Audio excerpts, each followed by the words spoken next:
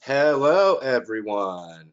Welcome to the fourth installment of our 2021 EAR webinar show. My name is Chris Bria. You may remember me from previous EAR webinars for the last 10 years, as well as a couple last week and one yesterday, if you're joining us again. This year, we've got a whole new crew of people helping out on this, and we'll be introducing them as we go along. First up, please take a look at the disclaimer on the screen.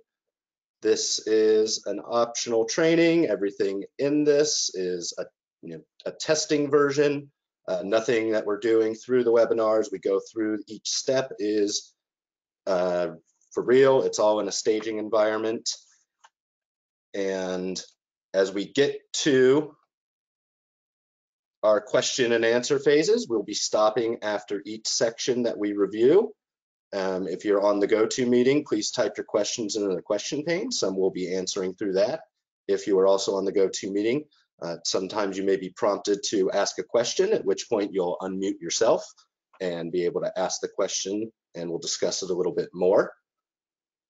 And any questions that we do not get to, we will do our best to follow up with you afterwards.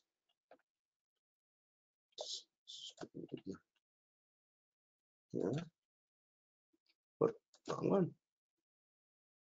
Okay. So first up, what you are seeing on the screen at this point, turn this webcam off so you can see a little bit more. This is the CalRecycle website and the MyLogic page. A couple things we'll review on here is a web pass and being a authorized person who can get into the EAR. First off, you need to be a contact listed in the EAR. If you are, and you are one of the EAR contacts, you will receive a release message next week, giving you some basic info about the EAR itself, as well as a login link to get in. If you are not a contact, please fill out the report entity contact change request form.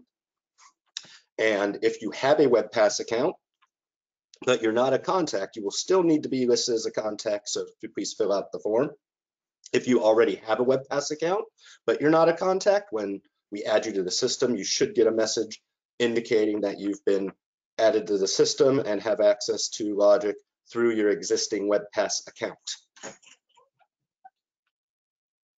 So next up, when you want to get into the EAR, either you can use the login through the email you receive, or on the bottom of this page, there is a link to the Logic system sign-in.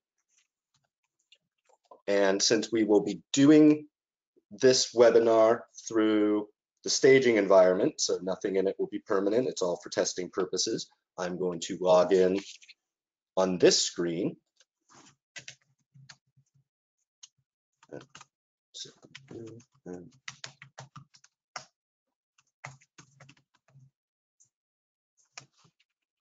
And when you log in, you will come to this screen, in which case you will see any jurisdictions you have access rights to. As you can see on my screen, I have access to quite a few for testing purposes, but for most of you, you will probably only see one jurisdiction listed here under the jurisdiction name. And for the purposes of testing today, we will be using Los Angeles unincorporated.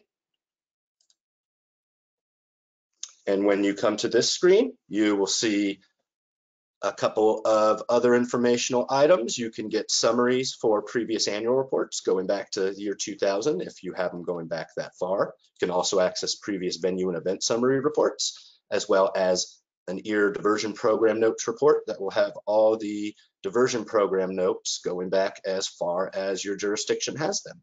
Some other info on the screen. The first box here is reference to the current recycling and disposal reporting system, where all disposal data that is used in the EAR per capita calculator is entered, and that data is ported over to the EAR. And then below that, if your jurisdiction has a previous history of reporting in the electronic disposal reporting system, that data is all down here below, but it only runs up through the middle of 2019, because that is when the switch to the RDRS system was implemented. Next up, I'm going to move into the ear itself. And at this point, I would like to pass the baton off to Andrew Parrish, who will now walk us through the rest of the ear. So, Andrew, you are now the presenter. Thank you, Chris. Just gonna pop my face on here for just a moment. Say hi. All right. Just gonna start with kind of our instructions for the Q&A sessions. If you're using GoToWebinar, type your question or a summary of your question into the question pane. Questions should focus on the presentation and discussion in the webinar. CalRecycle staff will go through the questions on a first come, first served basis.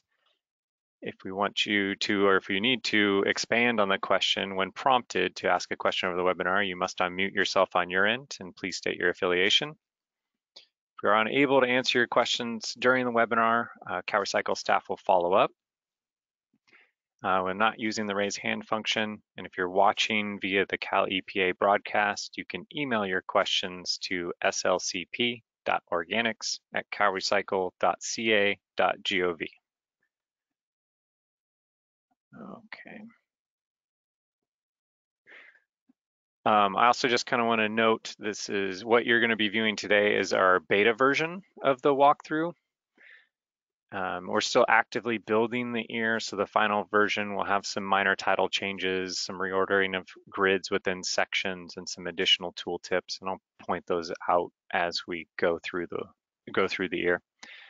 How the ear functions and how it's filled out in the webinar will be the same in the final version, and if you have any questions, you can contact your LAM representative to report any issues you may have when the ear does open. Okay. All right. So the new general layout of the structure, spend a minute here, or organized by subject, sector, and material. They're the same list that is right here in the red box. That's the big highlight change. Sorry, I'm forgetting some of my other little housekeeping details real quick. For this 2021 year, information is due in the electronic annual report by October 1st, 2022. That happens to fall on a Saturday, so it'll be October 3rd of when this information is due. For AB 939, which is your SHRI and HHWE programs, report on 2021 status. For MCR and more, report on the most current data through June 30th of 2022.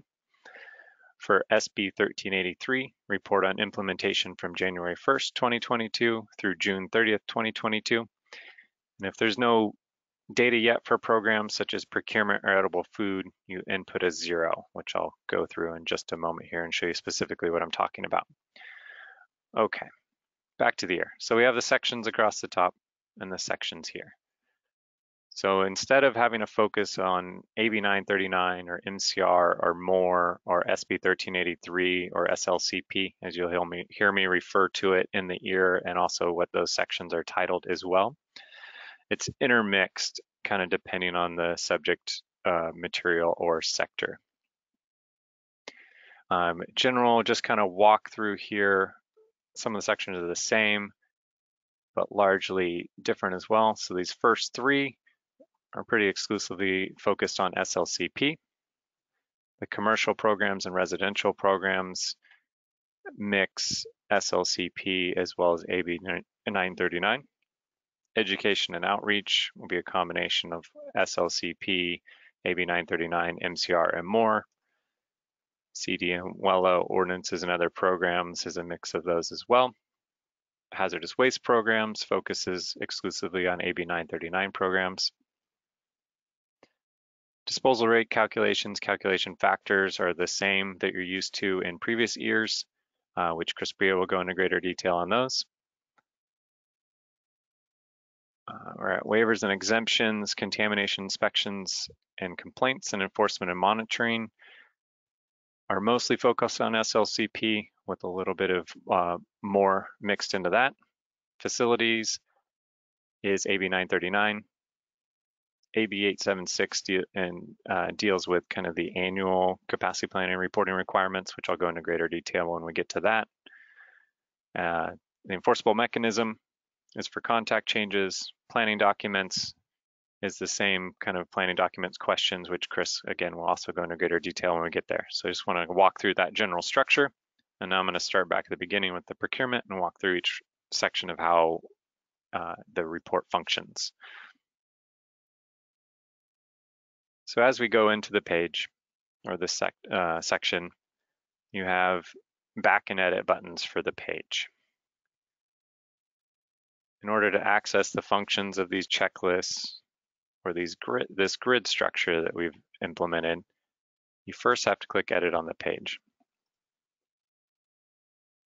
Once you click that, you're now able to edit and select new options that you want to select or unselect them if things change. These question marks are tooltips. So if you need a little bit more information, it may provide a little bit more detail on the question that's being asked or the number that needs to be reported.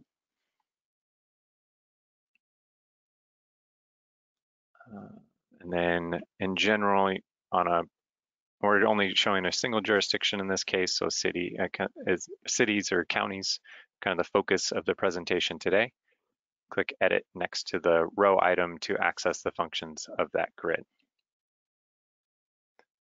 You'll notice this top grid does not have an edit button. This grid is populated based on inputs below in the bottom two grids. So the procurement target is the procurement target based on your population that CalRecycle provided several months ago, and that'll be pre-populated into the report. The annual procurement and then the adjusted procurement target, if you choose to answer those questions, will be calculated based on the inputs in the two grids below, which I'll show you in just a moment. This is one spot where we'll have a little bit of a title change. We recovered organic waste product procurement instead of recycled product procurement. And the grids themselves, actually, no, there's no shuffling on this page. Okay, moving along. So to go into a grid to edit it, you click edit on the page. I've pre-populated this with numbers, so you don't have to watch me input all the numbers. And I'll explain this rural exemption part a little bit later of how those exemptions and waivers apply in this report. Anything marked with a red asterisk is a required field for an entry. It will not let you save your data until you've entered all the required information. You'll notice that the additional description field does not have a red asterisk. This is a optional box and it's provided to you if you want to provide any additional information about anything that's reported above. Just to give you an example of what happens if you try to save without inputting all the data, you'll get a red error message either within the grid or sometimes it pops up at the top of the page depending on where the error is occurring. If there's nothing to report, since this is only kind of a 6-month checkup for 2022, you just enter 0 to satisfy the reporting requirement of that field. And you can click save and it'll save that information in the grid. Adjusted recovered organic waste product procurement. If we go into this grid, so these bullets here are kind of tooltips that we wanted to stand out. So this is just providing extra information of how or what to answer. For the first question, and this would be if you wanted to implement an adjusted recovered organic waste product procurement target, you would say yes and enter the information below. If you say no, it grays out those fields and there's no more information required. And you'll see it also changes that value here. So there'd be no adjusted target. Procurement target would be based on population over here. Towards the bottom of the section where it applies, instead of all the SRE programs being lumped together in one spot, we've removed the easy button functionality of answering questions on the programs and replaced it with what I'll walk through here. So again, this is information of how this section works. And the way that all the SRE program sections work, only the procurement listings, procurement AB 939 programs listed here. I have an empty checkbox. You check the box. It creates a hyperlink that you can get to the program details, which I'll go to now. If you do not save the information on your page, you'll be prompted with this warning box that if you leave the page, unsaved changes might be lost. So I'm going to cancel that for a moment. Click Save. So we have Save at the bottom here, and there's Save at the top. They do the same thing, save the same information. Okay. Same with the edit buttons. So I'm going to open that back up now that I've saved that information and continue on to the program details page. This might take a moment since we're in our staging environment, but I think all of you will recognize this that have reported in the past. And we're going to take lots of breaks as we go through this to ask or to allow for some question and answer. So this information stays largely the same, but this is where you need to change it based on what you've reported in previous years. If you need to change it, you click the edit button and access that. The one change we did make is this report diversion tons was a required field in past reports. We've pre-populated it with 0.0 to satisfy kind of that required field entry. If you choose, you may enter the diversion tons per the program, but it's not a required field anymore. One thing I do want to note, which typically was the use of these program details, was this notes box where you could talk about the AB 939 kind of procurement program. So if I click edit on the page, it allows me to edit these up top if I so choose or need to select a different status. But if I just need to enter a note about the program,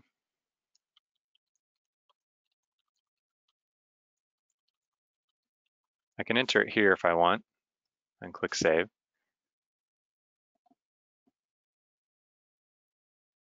And then I'll go back. It takes me back to that main page. If I scroll down to that program, you notice that it populates in this box here. So the way this SRE program section is designed is just to access this functionality again. By checking the box, you're checking that the program details of the program are updated and current. And then if you need to make anything, you click on the hyperlink like I just showed you. If all you need to enter is a note into the box, you do not need to go to the program details. You can just type it into this field here. This box will be limited to 2,500 characters. If you need to enter more information than that, you will be required to go to the program details page to do so. And we're going to add some tooltips to make that really clear. And those tooltips will show up right here. And we did that just for performance issues. We found that the electronic annual report would really start slowing down if you exceeded that character value in these boxes. So you'll still be allowed to do it. You're just going to have to click on the hyperlink and edit those details directly in the program details page. All right, and with that, since I know we went over quite a bit, I'll pause for a moment and see if there's any questions. Hi, Andrew. Yes, we do have some questions. The first question is from Rachel Balsley. Rachel's question is, we are a county JPA that will only be completing the capacity planning work on behalf of the county. Should we get our own EAR login, or would it be more appropriate for us to give the information to our contact at the county to submit in their county unincorporated EAR? So if you're only talking about the organic recycling capacity or the edible food recovery capacity, we're going to hold a webinar on June 22nd to talk about that aspect of things. Is that what you're referring to?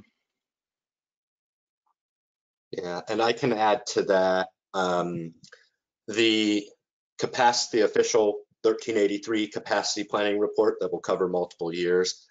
As Andrew mentioned, there will be a webinar on the 22nd, and that's the initial report is only going to be opened up to the county annual report and or SB 1383 primary contacts, and it will only be county-based. If the county decides a jurisdiction individually needs to get in there, they will be able to submit a request directly to us authorizing a city, but for now it's going to be only county contacts. So in context of this question, most likely you should be submitting information to the county because they will be aggregating it and reporting on a county-wide information, not necessarily on individual jurisdictions. And Rachel, you're unmuted on our end if you had any follow-up to that.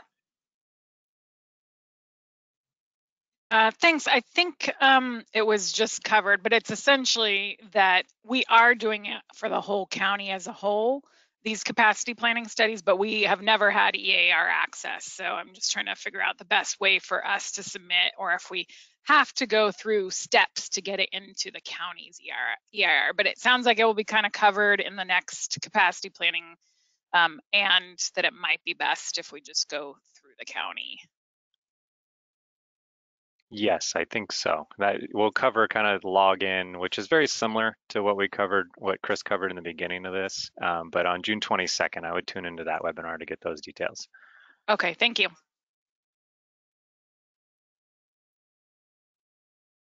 Thank you both. Okay, our next question comes from Colleen Foster, who states SLCP, AB 939, and more all have different thresholds of compliance, and yet your sections are combining them. How do we deal with this? For example, more scope is far less than SLCP. If the question is combined on participation, such as number of subscription, do we report on assuming SLCP takes precedence? Yeah, you're getting a little ahead of where we're at currently. Colleen will be covering that. That'll be in waivers and exemptions and enforcement and monitoring for the most part. We'll be talking about that overlap. If we can wait until then, I think it'd be better. Do you have any general function questions at the moment, though? Thanks, Andrew. Colleen does have another question related to procurement. Colleen's question is, do we have to provide procurement numbers for all of those products? Does the target include an assumption that the city is procuring all of that? The products seem to go beyond the scope of SLCP. Are you referring to the checkboxes or to the values in the grid? Colleen, you're unmuted if you would like to speak. I'm referring to the checkboxes. So you list like a series of products there. I mean, down below, you did mention after I read the question, there's required products. So if we're trying to fill out this report on what we're required to do, minimal requirement, would we just fill out the SLCP recycled product procurement? Or do I actually have to try to provide information on all those products listed? No, you do not have to provide Similar information. example of the last question. So. Sure. Yeah, we'll go over that. So a lot of these checkbox areas are starting to combine AB 939 and SLCP and MCR and more where it applies. This particular list here does have SLCP 1383 procurement products in it, as well as what used to live in the program details of program code 1030. So instead of having to go to the program details page to select things, we just brought it out into the front of the report and combined them all together just to make it easier to access. So it'd be a combination of what you've reported for program code 1030 under AB 939 as well as SLCP. And you just check all that apply.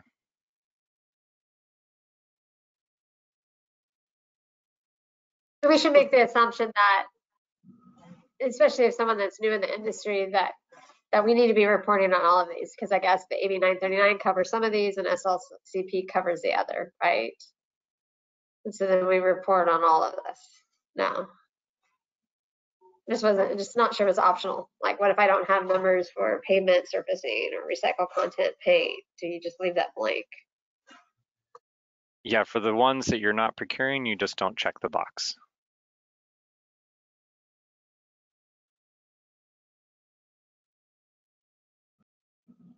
Does that Thank you. answer your question?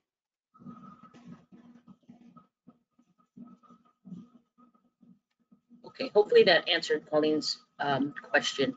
Our final question is from Greg Reyes. Is there a limit on the number of people that can have access to the logic system for a single jurisdiction? Chris, you want to answer that question? No, there is not. We actually have some regional agencies, while there is a primary person who is going to fill out the year, a number of the regional agencies have 10, 15, I think LA's got like 25 people who potentially could have access. Now, not everyone has editing access. Some people just have viewing access. And if you need access, as I mentioned, please fill out the reporting entity contact change request form I mentioned earlier. And I guess is a good time as any to mention when the year release message goes out, anyone listed as an AR, primary, or general will get that message, just so that, because they're in the loop on messaging and other information that comes from land. But if you do need access, definitely check with, if you're in a regional agency, you probably already do, but if you need additional access for people and you're working with the city, please fill out the form and we'll get it taken care of.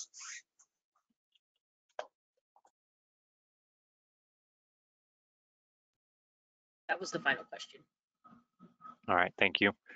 Just one more detail I wanted to add before I move on to edible food, that in the grid, and it's kind of related to Colleen's question, for any products that are not procured within this grid, an entry is still required, but if you're not procuring those as part of your SLCP procurement, to reach your SLCP procurement target, you just enter 0 and then only enter the values. But an entry is required in all these fields. So either 0 or the actual number of that's being procured and the units specified. Okay. Move on to edible food. Edible food's pretty straightforward. This is only an SLCP reporting requirement. Grid functions the same. I do want to point out too that you can also navigate here as well. You don't have to click up on these tabs. So if you just want to click on collection systems to move on when you're done with edible food, you can. You click edit on the page, edit on the grid, and enter the required reporting information. There's tooltips next to the questions themselves. And they're the same tooltips that if you hover over those same kind of grid headers, they'll show up if you hover as well. And again, in all the grids, we've included this additional description box, which kind of serves as a notes field it's optional to provide any additional information you may want. This particular button says update record, but this is one of those typos I was talking about. And we'll update this to say save. We have a few little spots like that when we'll update that type of information. And those are also things we're looking for as feedback, since this is a new reporting system. So if there's any little typos that you may notice, we'd love feedback on that. And that year release message will show you how to provide that feedback.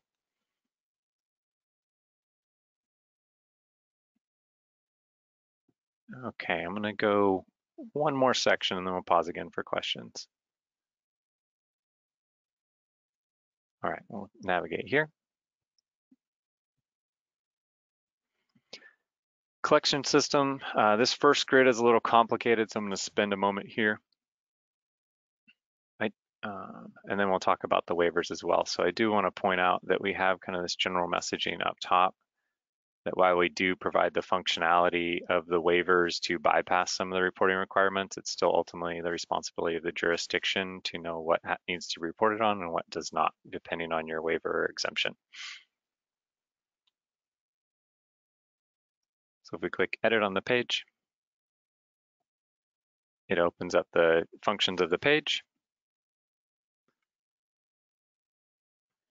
So as you can see here, we've kind of pre-populated. I'll show you why Los Angeles Unincorporated is listed here 3 times. That's from our previous webinar, but I'll show you why it's like that.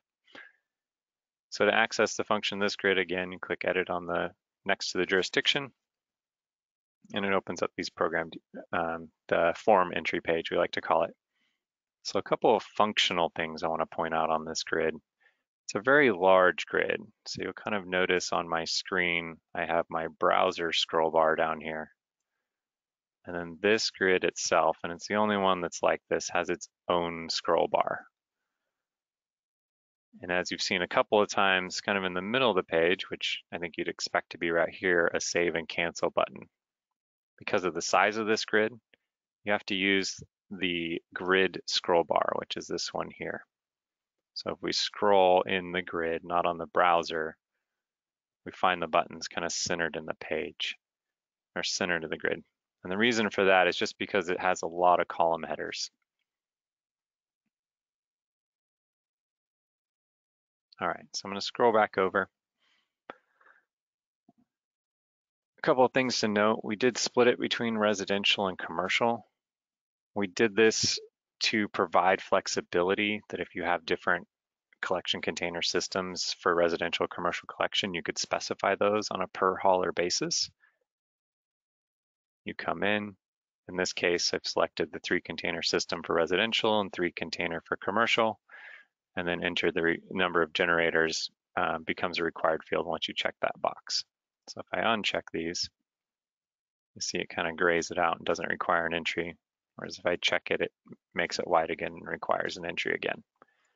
Additional details is optional, just to provide information if you want. All right, I will talk about exemptions and waivers now, and Article 17, which is referring to the high performance system if you chose to implement that type of collection system. These checkboxes will only show up if you have a department approved exemption or waiver. And by waiver, I'm kind of referring to all of them, including Article 17. Otherwise, these will not show up.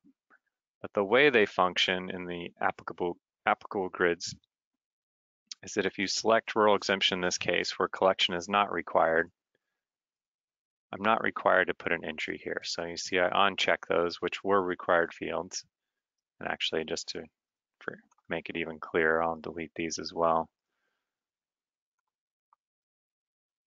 And since I have rural exemption selected, I scroll over within the grid and click Save.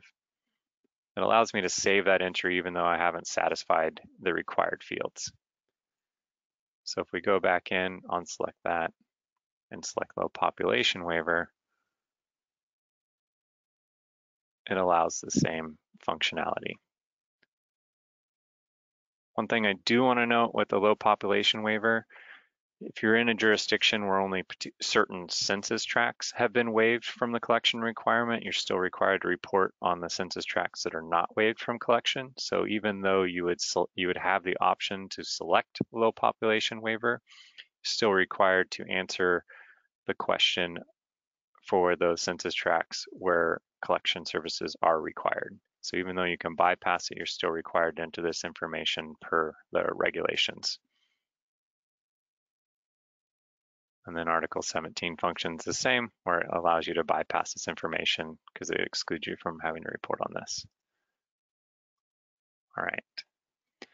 So if you have multiple haulers in your jurisdiction, you click on this Add Additional Hauler button. You can do this for as many haulers as you need to add. I've already kind of pre-populated a couple, but I'll just go through the process for a third one. We have a hauler name field just to help jurisdictions keep their haulers separate. The actual hauler name is not required here, but an entry of some kind, 1 or A, or however you want to identify them is required. So you enter that hauler name, you'd select the collection system, enter those generators that are provided that collection service, save that hauler, and then you'll see that it records that third hauler on that bottom row. And you can do that as often as you need to.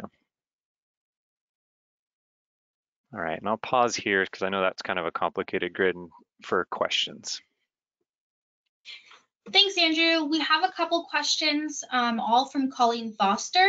So Colleen, I'm just going to unmute you from our end so you can go ahead and just ask your questions out loud, please.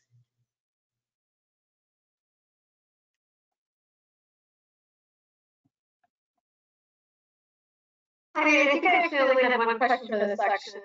On the edible food, it looks like you're asking for provide the number of edible food generators. So we just provide total edible food generators. We're not actually reporting on tier 1 and tier 2. I was a little confused by that because my understanding is you have to identify your tier 1 and your tier 2 edible food generators. I'm not just identifying every edible food generator. Yeah, I heard your question. You got a little bit of an echo there going though, but I think maybe Danielle is going to answer your question for you. Yeah, I can hop in there.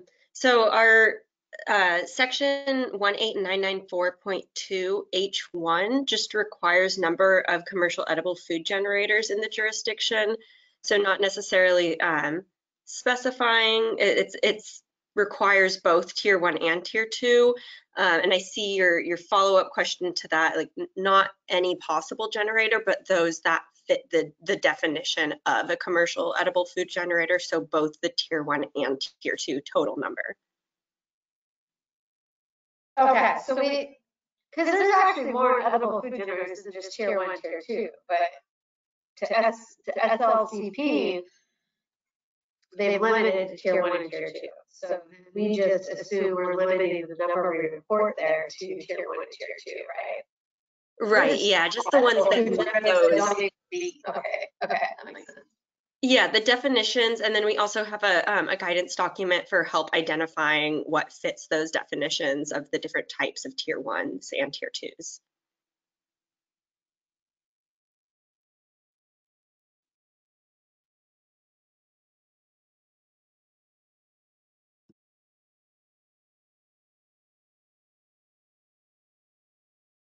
All right, thank you guys so much. So our next question is from Greg Reyes. Greg's question is, so if we have portions of the county that are under waiver, we are only required to report the numbers of those that are not in waived areas. Is that correct? That is correct. Unless it's the only, I guess, exception to that, and you'll see that it's not an option in this grid, but would be an elevation waiver, you're still required to report on the collection system because it's only waiving the requirement for food waste and food soil paper. And thank you very much, Andrew. That's all we have for this section. All right, thank you. All right, so we'll go back into the rest of this collection systems section. Click edit on the page, move on to the next grid. Allowed materials and grain container collection facilities. We're going to change the wording on this a little bit to make it a little bit more clear of what we're asking, but the functionality of this grid will be the same. So as we go into the section, and again, these waiver types will only show up if you have a department approved waiver. Otherwise, these options will not be available. So for the first question, just for example purposes, I've decided to say yes. Compostable plastics allowed in green container. This particular regulatory reporting requirement allows you to identify the facility, not specify the RDRS number. So in this example, I called it Processing Facility 1. It's located at 1001 I Street. We did build in the option to select the RDRS number if that's how you would prefer to identify that facility. And the way these tables work, I'll just remove these real quick. You select all that apply, whether one or multiple entries. If you want to do multiple entries, as you click, you hold down Control, and you can make multiple selections, and then you hit Select to move them over to the selected RDRS numbers side. You need to remove any, highlight them, click Remove. We're going to build in a tooltip that'll be right about here, which will provide a hyperlink to our RDRS facility search page. So if you're not sure of the number, you can type in the name or location, and it should be able to help you identify that number to make navigating this list a little bit easier since it is a little large. One thing I do want to note is if you have your cursor within a table and you scroll, it's going to scroll within that grid. If you want to scroll through the section, you need to move your cursor outside of that grid. So for the second question, organics allowed to be placed in plastic bags in the green container. I'm going to change this to no. And you'll see that it grays out this identify the facility box, as well as the select and remove RDRS number facility options. No further information is required if you select no. You can click save to save that record. As we go into the organic waste haulers grid, into the number of haulers approved, numbers approval that was revoked or denied.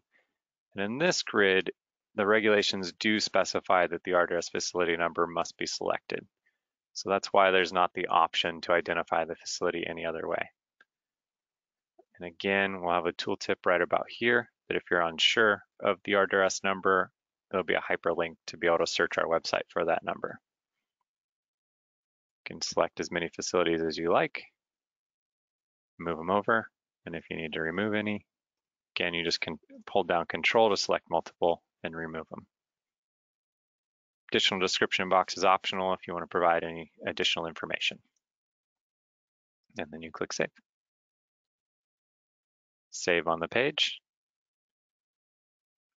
And for those of you who reported before, you'll notice that that section gives me the green check mark, meaning that I've completed all the required reporting fields on this page, and I'm done with this section. All right, moving into the commercial program section. So here we've combined AB 939, SLCP, MORE, and MCR. I'll click Edit on the page, access the function of the page. For this material types collected section, we're referring to the material types that are collected for diversion, not disposal. You'll notice that we have all the potential container colors listed here, and that's just to account for any possible collection container system you may have, whether it be 3+, 3, 2, or 1. But the focus here as you select the materials is for those diverted, not the ones disposed. We have kind of some subcategories here. There's no significance to this besides just breaking up the list so it wasn't one giant checklist for you, and just grouping up just for ease of use. And then you just go through, you select all that apply. If you need to turn one off, you just unselect it. Again, there's tooltips that give you more information if you need it. Notice in a few spots we have the describe in box below, which you can't quite see on the page. But if you scroll down at the very bottom of the checklist, we have a describe materials box, which is optional to provide any information that you may want to apply, whether a resin type that's being recycled or any other materials that you're collecting for diversion. And then we included the AB 939 component, all these areas. And so the focus here is commercial programs. So only the SRI programs, one that you've identified in your SRI or HHWE elements will populate in these sections. And in this particular section, we're only looking at commercial. You have to go through each section to find all your SRI programs. They all function the same. You have to check the box to verify that the program details are current. I'm not going to access it here since I already stepped through that. But if you need to get to the program details, as soon as you'll notice I don't have a hyperlink here. I check the box. I have a hyperlink to get to the program details. If you only want to enter a note, which you typically did on that program details page, you can do so here. You do have to check each one of these programs to indicate that the program details are up to date and current.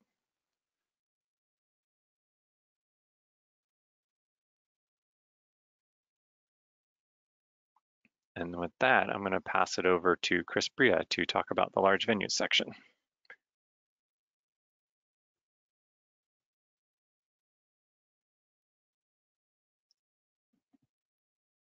All right, you should have control, Chris.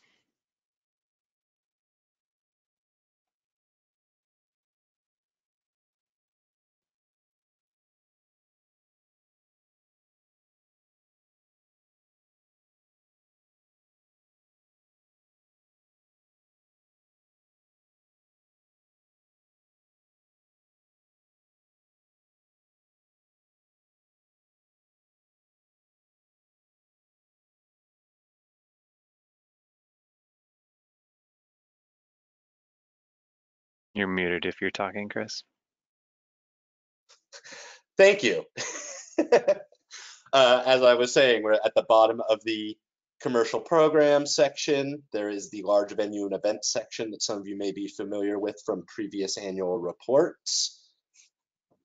One thing you're not seeing on this screen is a checkbox that if you had no reportable events, there would be a little box somewhere in here between the summary and this one event we've already added. If you didn't have any events, you can check that box. If you're unsure of what qualifies an event, there's these hidden little boxes here that describe what constitutes a large venue and event and what would be reportable. And if you have previously reported an event, forgot to press edit, rather than copy over all the information, you can copy an event from the previous year. In this case, we're going to do Universal Studios. Copy to this year. So now down here at the bottom of the screen, once again, you'll notice Universal Studios has been added, but it still says incomplete because there are a few items that have to be updated each year. On the basic info tab, you can change anything regarding the address or the mailing address, or if they fail to provide info, there's a checkbox down here at the bottom of this section. On the practices tab, this is where yearly updates need to be made. So something that has to be updated each year to complete this section is the implementation level of the program at the venue and event. Hoping after this many years, everyone's at 76 to 100%, but if they're not, you have a few different ranges to pick. And then in the disposed and diverted tons, you have to put in a number into each. If you don't have anything specific, you put zeros. And once you press save on that, that would successfully update any previous event that you copy over. Also, if you need to change the material types generated or diverted or associate to any other local programs, you can do that on the remaining tabs. But back here down at the bottom of the commercial page, notice now that Universal Studios no longer has an incomplete over here on the right. So this section is done and it would allow you to move on to the rest of the report. So Andrew, I will pass it back to you and we can take questions or move along. Yeah, we'll pause for questions while you're passing me back, presenter. Perfect. Our first question comes from Annika Anderson, asking if we're using brown containers for our organics, do we respond as if it was a green container as labeled in this section? Annika, can I ask a clarifying question on which section you're referring to? Yes, it was the previous section. That's when I submitted the question. But basically we were describing if we accepted liners, for example, and you put it as in the green container, but we use a brown container for organics for our commercial stream. So I just wanted to clarify that when you say green container, you mean any container or any color container that's being used for organics. Yeah, you're talking about the lab materials and green container and collection facilities grid? Yes. Yeah, so the regulations specifically call out the green container. So it'll only be the green container. So then within our system, we have a 4 stream for commercial. It's a green container for green waste, but then a brown container for food scraps and food soiled paper. So how would you recommend we answer this question? Just based on whether or not you allow plastic bags or compostable plastics in the green container. And if it doesn't apply to the green container, then you would just say no or yes, depending on what the answer is. So if it's allowed in your brown, you would say what? No, that they're not allowed in the green container. Right. If I'm capturing that right. Yeah. Yes. Okay. Okay. Thank you. And really quickly, Andrew, this is Ashley. I think, Annika, if you want to provide more details, right, because you are using a 3+, you could always put it in the notes section too. So if you do want to disclose that in your brown container, you are allowing compostable plastic bags, you could put that in your notes section, and then we'll read that also that way. Great. Thank you, Ashley. So that would be, All right. this grid's kind of big just to show you it's all the way down at the bottom. This is where Ashley's referring to. Okay. Thank you both. We're going to go back to Colleen's question from earlier. Colleen asked, SLCP, AB 939, and more all have different thresholds of compliance, yet the sections combine them. How do we deal with this? For example, the more scope is far less than SLCP. If the question is combined on participation, do we report on assuming SLCP takes precedence? So I still think enforcement and monitoring is where we're going to talk about that. I think is where you're talking about the different thresholds of 2+ cubic yards or 4+ cubic yards for MCR. Is that what you're referring to, Colleen? Yeah, it was more an example. I think what concerned me when we started this presentation is you stated that in various sections of this report, we've combined AB 939 more SLCP. So again, remember, we haven't seen this whole report yet. So I'm just kind of in general asking, you know, when I get into one of these combined sections and it's asking the question, am I supposed to answer that question in 3 different ways, or just take the precedence that SLCP is the biggest one and it applies? I mean, and the more versus SLCP was used as an example. But that also goes to like procurement. SLCP has requirements of procurement, but AB 939 is more general. Just trying to understand how to answer this in general in each section. Yeah, so, I mean, I'll go back. Enforcement and monitoring, I think, is going to answer a lot of your questions. So I'm going to hold off on really discussing kind of those thresholds until then. But as far as the checkbox areas are concerned, so the recycled product procurement here, or commercial programs here, or even residential programs, which we'll jump into in a minute, all these checkbox sections are combining all of them. So you just check all that apply, regardless if it's AB 939, MCR, more, or SLCP.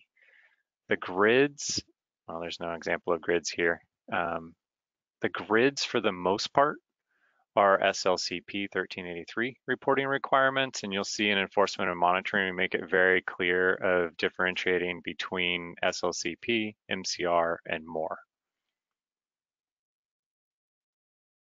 And we'll get to enforcement and monitoring here in a minute, but I don't want to jump around too much. Is that okay if we wait until then, Colleen?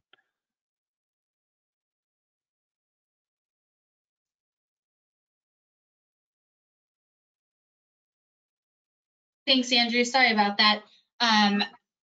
Hopefully this question is for this section. Colleen had another question. Would we put multifamily residents with 5 or more units under the commercial systems? Yes, and you'll see that again in enforcement and monitoring as well, that we're no longer differentiating on reporting requirements between commercial businesses and multifamily dwelling units. Multifamily dwelling units, like you said, of 5+ units are considered commercial businesses. So only one number is reported, and I'll restate that again when we get to enforcement and monitoring. But yes, to answer your question. Thanks, Andrew. And then the last question we have for right now is also from Colleen. What if we are no longer doing a SRE program? Will we still have to fill those out? So if you identified those in your SRE or HHWE, they still show up even if you dropped them in previous years. And by checking that box, you're just saying that those program details are still current. So if you'd had previously selected dropped, then those program details would still be current. So you just need to check that box. All right, thank you so much. That's all the questions we have for now. Okay. All right, moving on to residential. Residential is much the same as the commercial programs. Click Edit to access the function of the page. Select all the materials that are collected for diversion, not disposal. This residential's focus is AB 939 and SLCP. Again, the categories were just to break up the checklist. The describe materials box is optional. And then down in the SRE program sections, the same as previous sections, only residential programs, residential AB 939 programs will populate here. You check the box on each one to say that the program details are current. and up to date. If you need to access those, you click on the hyperlink of the program itself. You only need to enter notes. You can enter them here. If you need to enter a large amount of notes, this box will be limited to 2,500 characters, so you will have to go to the program details in order to enter more information than that. Once all these program details have been verified, click Save on the page, and you're done with that section as indicated by that green check mark.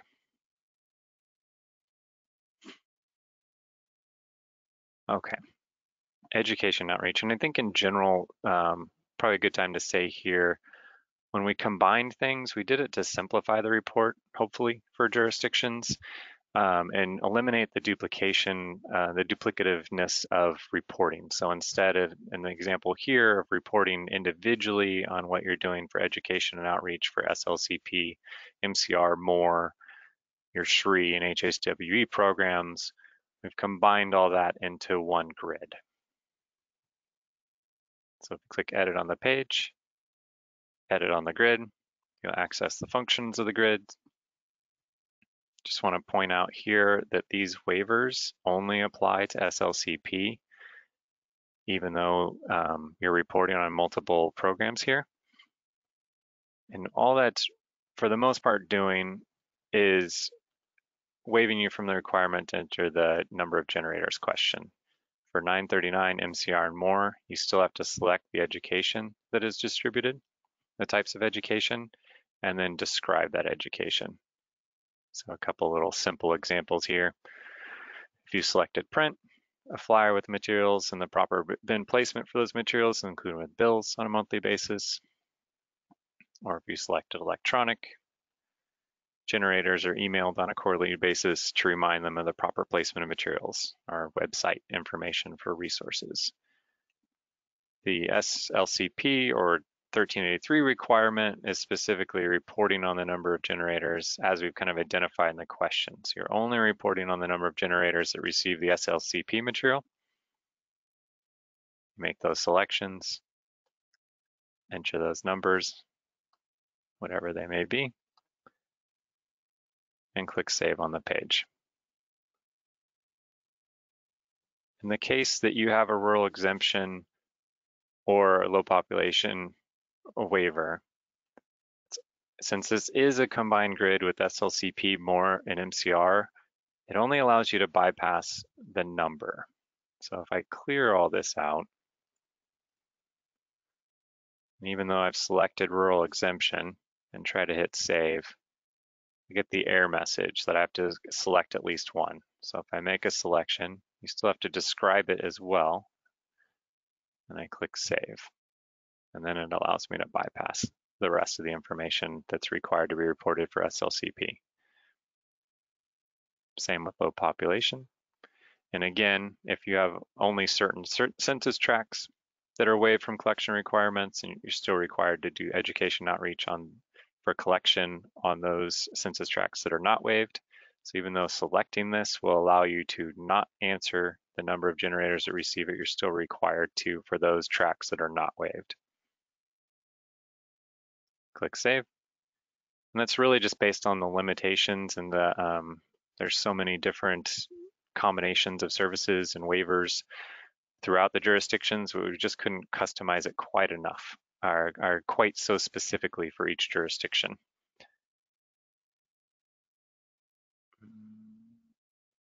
The second grid is specific to commercial edible food generators, education and outreach. Click Edit to access those functions. Functions the same as the grid up above. Select the types of education and outreach that are used, describe those materials, and enter the number of edible food generators that receive that material, and click Save. So down on the SRI program sections, we've kind of done some subcategories. Again, this is just to kind of break it up so it's not a giant list. So if any of the information that you typically report in these text boxes here that are AB 939 specific, if you've included that in the grid above, no further information is required down in these sections. And there'll be a tooltip addressing that here. That's one tooltip we're going to add here to make that clear. So if you've addressed it in the grid above, either one of them, no further information is required down here, other than clicking the checkbox to verify that the program details are still current and up to date. So you do have to still click the checkboxes to verify those program details. You can enter additional information here that's AB 939 specific if you choose, but if you've captured that in the grid above, it's not required to do so. Click Save on the page. All right, I'll pause for a moment, see if we have any questions. I think we do, actually.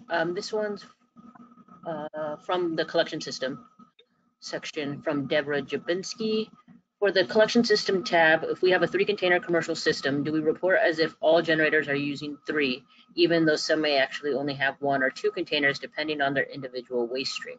Or do we report the actual number using 2 containers, 3 containers, etc.?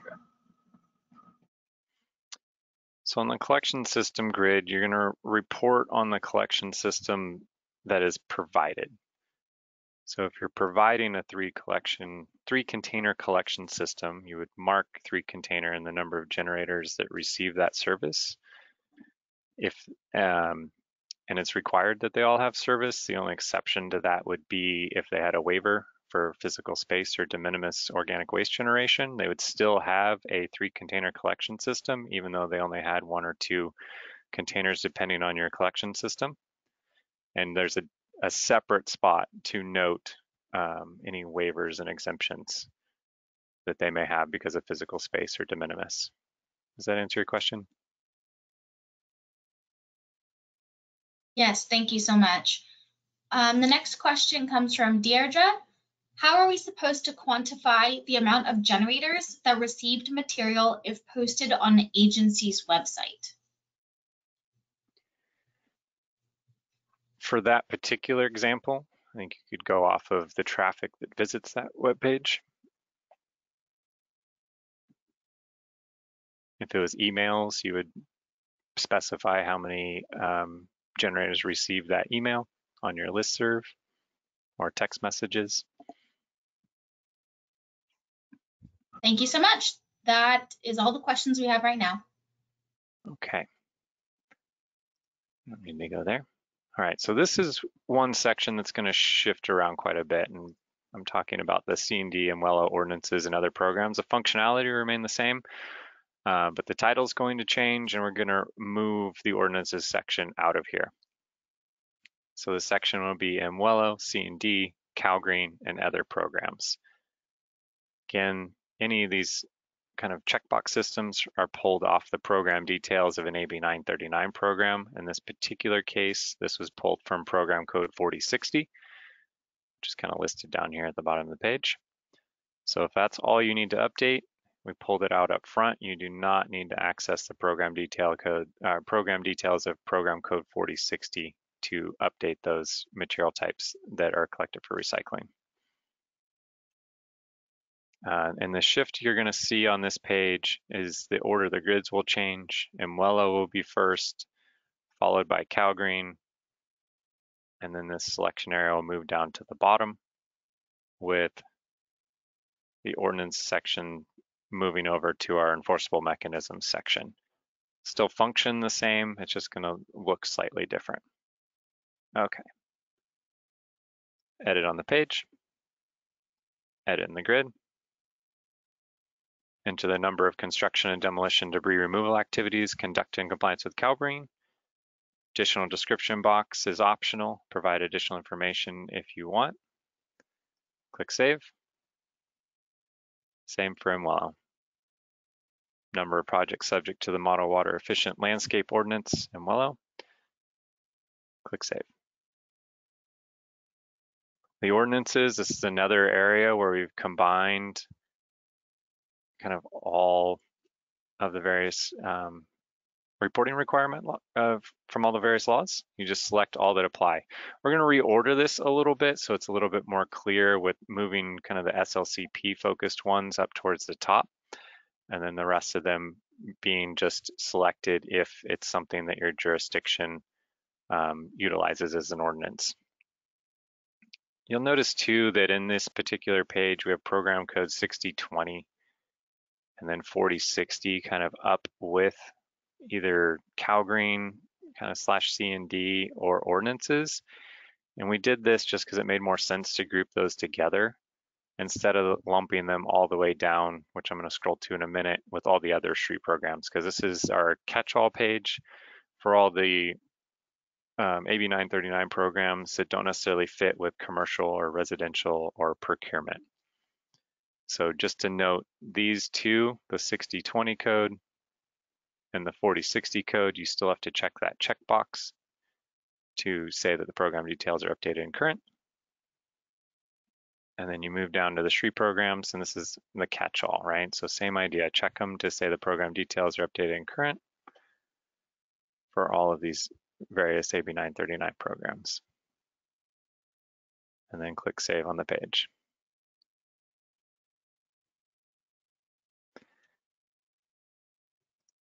Hazardous waste programs, we're going to change this name to household hazardous waste programs, and this is only AB 939 focused.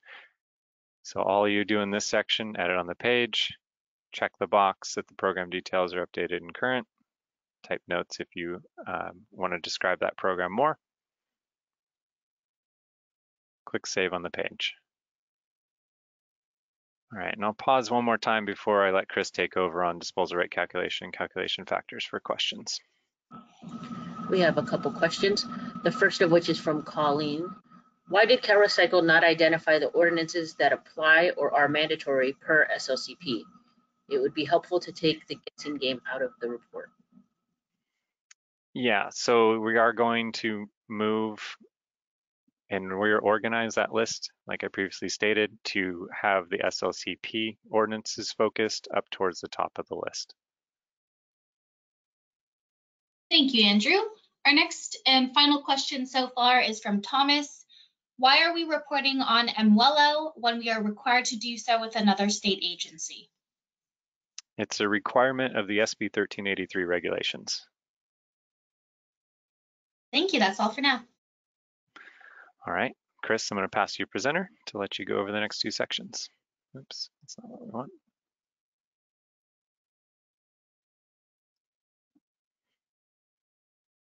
All right, should have control, Chris.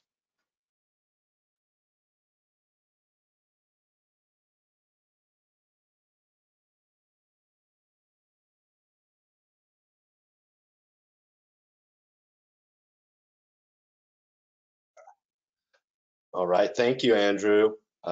First, Colleen, I will try to slow down a little bit. A lot of the stuff we're going over was, or at least I'm going over, has been in existence in the year for quite a long time. So we really want to focus on the new things. And also I made coffee at home for the first time in like a year. So probably a little bit more wired than usual. So this is the disposal rate calculation page. For those of you who are familiar with it, it's been in the ear for quite a while, but last year there were some major updates for the implementation of the RDRS data into the calculator, and that is still going to be the case. There's still RDRS data in here. I'm just going to go over some of the basic info on the calculator itself. So let me reset this really quick.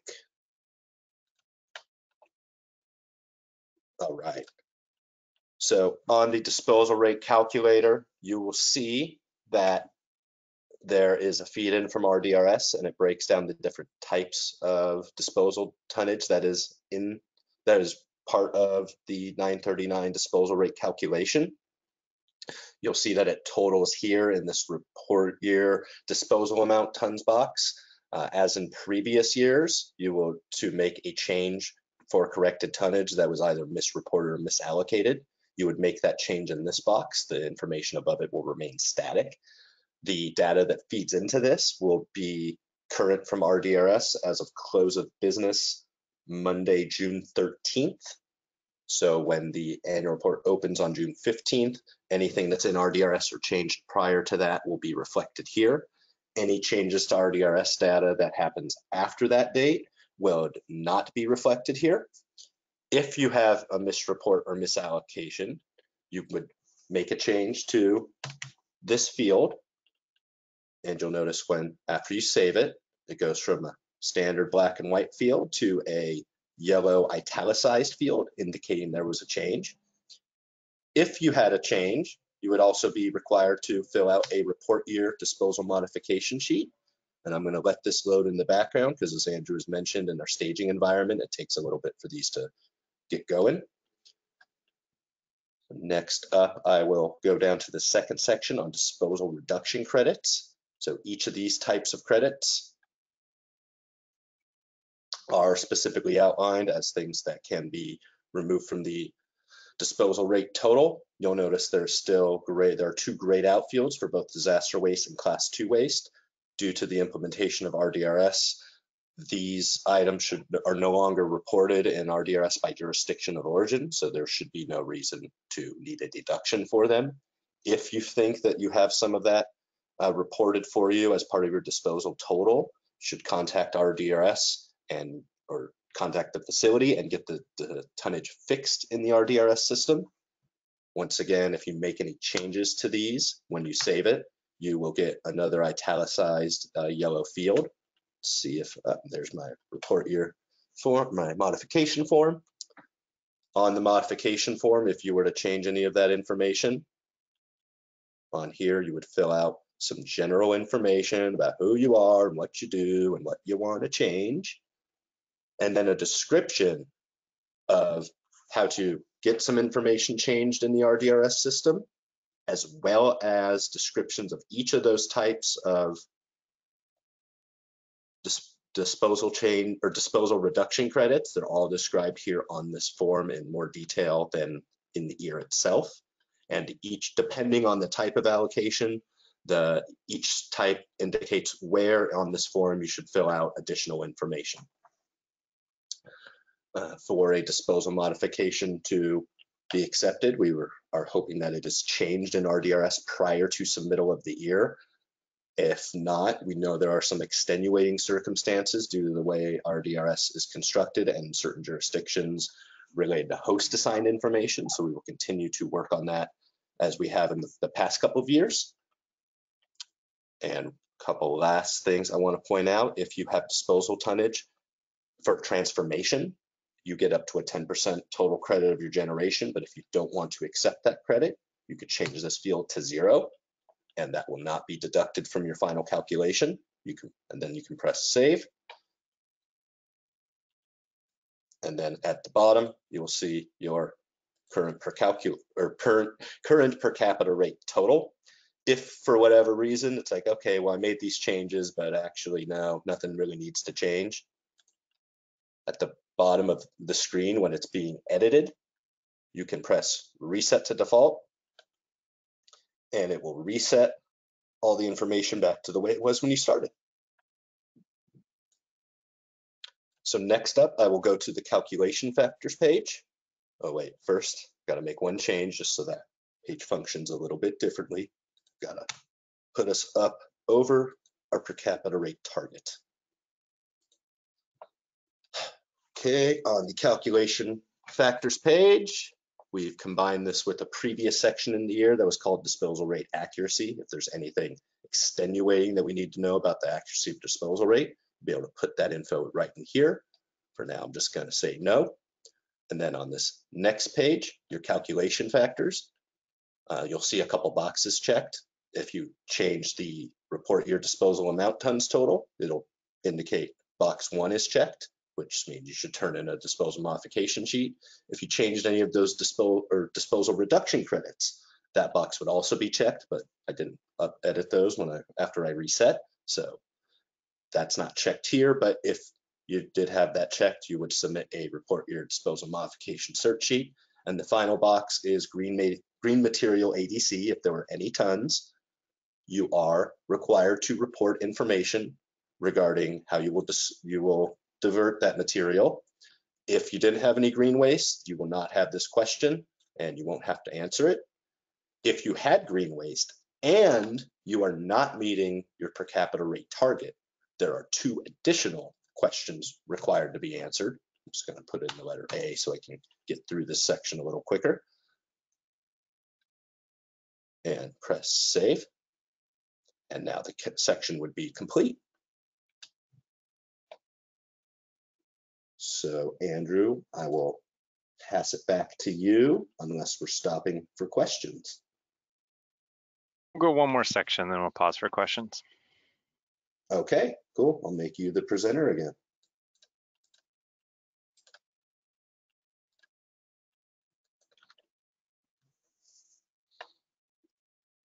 All right, thank you, Chris. And then one question I did see a while back about focusing on a county report for this example instead of a city report is they function the same. The reason we use a county one in this particular example is because it has guaranteed to have large venues and guaranteed to have kind of the ADC and the alternative disposal that Chris just went over. So the function will be the same in the city report. There's just probably a little bit more in a county report than there would be in a city report. All right, moving on to waivers and exemptions. Okay, edit on the page, access those edit buttons. First one, we have the department issued waivers for SLCP. If you have a waiver, it'll populate here. You enter the number of generators that are waived from the requirement to collect organic waste collection from organic waste collection service. If you had an emergency processing facility or operation failure or disaster debris to enter, this is where you would enter that information as well. Additional description box if you want to provide more information. Click Save. Jurisdiction issued waivers. Focus of this one is for SLCP. You enter the number of de minimis waivers, number of physical space waivers. Additional information if you want to enter it, click Save. So down at the bottom, we have more exemptions. In the case that this would be filled out down in the more exemptions grid as opposed to the jurisdiction issue waiver grid, as an example would be in a jurisdiction that has a low population waiver for census, where not all the census tracts are waived. So for those census tracts not waived, you'd be reporting SLCP waivers, and for those waived, you could potentially be reporting your more waivers or exemptions here. We're going to update this language up here. It's not quite complete. One slight difference in this box, just because of the AB 1826 reporting requirement, is you have this rationale for allowing exemptions, which is a required field. And both of these, I'll note as well, are required fields. So if you're a jurisdiction that does the SLCP covers, or 1383 covers your entire jurisdiction, and any potential jurisdiction issue waivers are covered with SLCP, you'd report that up top. And down on this grid, you are still required to answer the questions, but you just enter 0 or NA if it does not apply, and click Save. All right, and then I'll pause for a moment here before we move on to the next section. Thank you, Andrew. We have a question from Colleen Weeks, more of a clarifying point. Just to clarify, the CalGreen is for the number of current year activities, 6 months, or the prior year. Yeah, so we have a tooltip here, hopefully addresses that. And just on this first report, so this one that's due by October 3rd, 2022, reporting on January 1, 2022 to June 30th, 2022. And the activities that should be included is where the project has been completed and the necessary information is available to determine compliance with CalGreen requirements. Does that answer your question? Yeah, I believe that answers the question. Thank you very much. Our next question is from Colleen Foster. What if there are some generators that do not have service, even though all generators were provided service? Should we list them as waived? I'm not quite following you completely, but I would only list them as waived if you've issued a physical space or a de minimis waiver. Oh, that's my volume better. My computer's having issues today. Can you hear me? Yeah, you were breaking up there in the beginning, but I can hear you now. Great. I think that's what I was getting at. The report is a little vague. So, I mean, if you have some businesses that don't have service, they refused or whatever, you can't just put them as waived. You actually have to ensure that they meet the qualifications of SB 1383 waivers. And so that's where you get into de minimis and physical space, correct? I'm understanding you correctly. Correct, because all generators are required to have service. So that unless they have a physical space or de minimis waiver, they are not waived. And you're not at that section. I couldn't tell if it delineated the two. To me, the question seemed, I saw it really quickly, that do you have any waivers? Someone could assume that the business not having service is a waiver. But the depth is understanding that SB 1383 only allows certain type of waivers. Well, I don't know. If I'm understanding you correctly, it sounds like they're refusing service, not that they have a waiver. And Can then, you go back to that section? I think the challenge, the reason I ask this is I think it's important to not assume that somebody knows all details of SB 1383 when filling this out. So they could read the question literally. How many waivers do you have? And then if I have 900 businesses and 5 of them don't have service, I might say 5. But those 5 have to qualify for de minimis or physical space, correct? And does the report kind of articulate that? yeah, so we have tooltips on the waivers that Okay. refer to the regulatory section that describe the de minimis in this case, or the physical space in the other case, of Okay. what it actually means to have one of those types of waivers. Okay. All right. There was another question. There was another section where it just asked, do you have a number of waivers? What section was that? Sorry, I was trying to follow your screen. We have, so here, I'll just kind of go big picture here and with some boxes here. So we have this section here, which is referring to SLCP. Okay. And then this bottom grid, which I can capture most of it in the blue square, is referring to more exemptions. I guess that's what I struggle with too. In this report, staff is going to have to report on more, even though those more exemptions don't qualify for SLCP. Like a lot of cities that had more exemptions were told recently by CalRecycle that all of those generators had to have services. It was a blend of compliance between SLCP and more. So I'm kind of confused on why we're reporting on both when we're required to have SLCP compliance. Yeah, so it's a good question. And the reason that this more exemption grid exists is because we had to create the EAR to be flexible for kind of all variations of jurisdictions. So for the main use of this more exemptions grid is going to be in the case of where only certain census tracts have been waived from the collection services under SB 1383 or SLCP.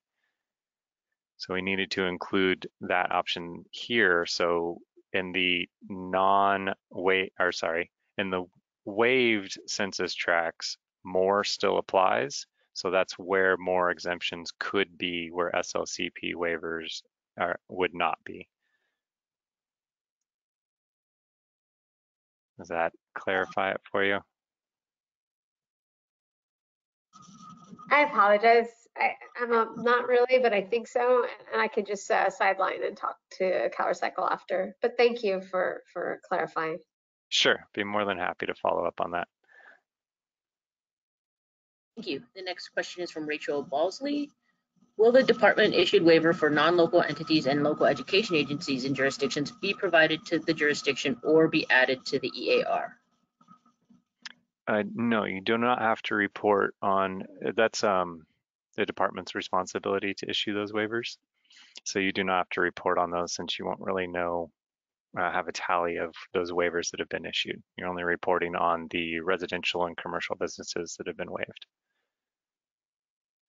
Thank you, Andrew. And our final question for right now is from JC Bolden. Wouldn't more exemptions also relate to jurisdictions with a NOIC not starting collection until 2023?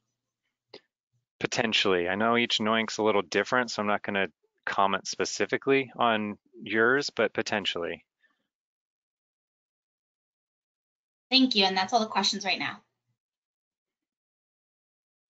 Okay. Really quick, I'd like to add on to the waiver question. If we do have a basic tracking system for those as they get approved and sent back to the requester. If they're approved, they get a letter saying it was approved, as well. At a certain point, we start copying the actual copy of their waiver application, just so they would have, they know what they submitted, but just in case, we started sending it back in case they lose it, and they can keep a copy of that email. But if you would like a copy of the waivers, not necessarily jurisdiction specific, but I believe we can pull them out by county-wide, because we're not tracking the specific addresses of them in a database. But if you'd like a copy of the non-local entity and local education agencies in your county, please contact us and we can hopefully get you something on that. But no, they will not be added directly into the year. Thanks, Chris. And I'm just going to jump in really quickly. Rachel had a follow-up question to her question about local education agencies and non-local entities. So Rachel's asking, should we exclude local education agencies and non-local entities in the collection service numbers? I think if you're basing it off of, are you going back to the collection systems question? Is that where you're referring to? This is Rachel from Stop Waste. Yeah, I mean, if you're saying the department may issue some organics collection service waivers to local education agencies or non-local entities, then I'm afraid that if folks were to put in that they only had, say, a 2-system collection, then that jurisdiction may be sort of penalized that they had non-complying businesses, when really those aren't subject to the same kind of enforcement that those entities, then non-local education agencies or non-local entity, the rest of the accounts, commercial accounts. Does that make sense? Yeah, I think in general, though, you'd still have a 3-container collection system in those cases, right? You wouldn't be specifying that they had 2-container because you're providing the 3-container. But you said that it's only, so say there's a non-local entity that only has garbage and recycling. They do not have a organics collection service. So you said put the actual number of those receiving this provided service. So those would be in a 2-collection system, right? Technically, no, they'd be in a 3-container with a waiver. They would just be, in this case, have a department issued waiver for that 3rd container. Well, that to me then says the jurisdiction needs to know if they have a waiver or not. Well, there's a little bit of maybe a disconnect, maybe that's the wrong word, between record keeping requirements and reporting requirements. So that kind of information would be captured in record keeping requirements and noting that. And then it also going to be department responsibility to note where we've issued those waivers as well when we're doing a compliance review on a jurisdiction. Okay, that I'm not quite sure that addresses my concern, but I guess that's all I have for now. Okay, we'll follow up with you after and we can discuss your particular situation in greater detail. Okay, but I don't think it's just my jurisdiction that has that issue. I think it's all jurisdictions. So, Rachel, can you repeat the question, Rachel? Well, I mean, given, for instance, with 1826, jurisdictions are told they have to have 100% compliance, right? So with 1383, I'm assuming that that's going to happen as well. And if we have accounts that we have no purview over, such as non-local entities, we would put them as they don't have the organics collection service. Potentially, they would be enforced upon by CalRecycle or issued a waiver. But I'm trying to figure out like where that's going to go in the EAR, and I don't want a jurisdiction to be penalized for having not full compliance when it's not under their purview for those entities. Does that make sense? Got it. It does. No, I completely understand where you're coming from.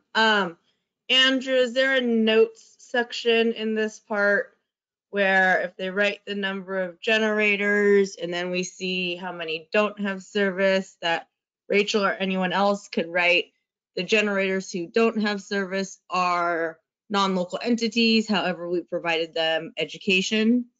Is there somewhere in the EAR where they could put a note about that?